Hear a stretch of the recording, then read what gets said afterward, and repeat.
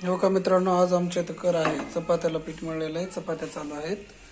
आमचा मन्या ड्युटीला गेलेला आहे, सोन्या झोपलेला आहे आणि हे सगळं मलाच करावं लागलं. हो का चपात्या. तर तुम्हाला रेसिपी दमादमाने सगळं दाखवत आहे. सध्या चपात्या हा संडे स्पेशल आहे. हो का बघा, चपात्या चालू आहेत, गरम गरम चपात्या. अशा चपात्या पाहिजे उलटा आमच्या इथं खायला.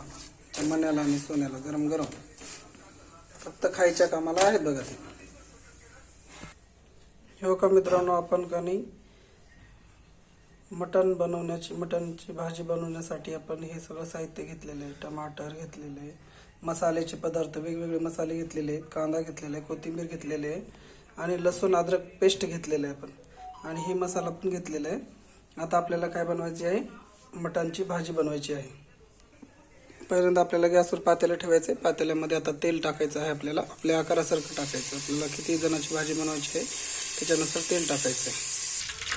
तेल कळलेलं आहे मित्रांनो. आता आपल्याला लसूण पेस्ट टाकायची आहे. आतमध्ये लसूण आणि अद्रक पेस्ट टाकून द्यायची आपल्याला, आणि ह्याला रेड कलर येतेपर्यंत पूर्ण फ्राय करून घ्यायचं आहे. बघा मित्रांनो, रेड कलर झालेला आहे. तरी आपल्याला आता कांदा टाकून घ्यायचा आणि कांद्याला पण रेड कलर येतेपर्यंत तळून घ्यायचं आहे. मटण उकळून घेतलेलं आहे, पूर्ण उकळून घेतलेलं आहे. आता परत फोडणीमध्ये टाकायचं, आपल्याला फ्राय करायचं आहे. कांदा रेड झाला की लगेच खोबरं टाकायचं आहे, खोबरखीस टाकायचं आहे आपल्याला, टमाटर टाकायचं आहे, लगेच रव्याचं कूट टाकायचं आहे.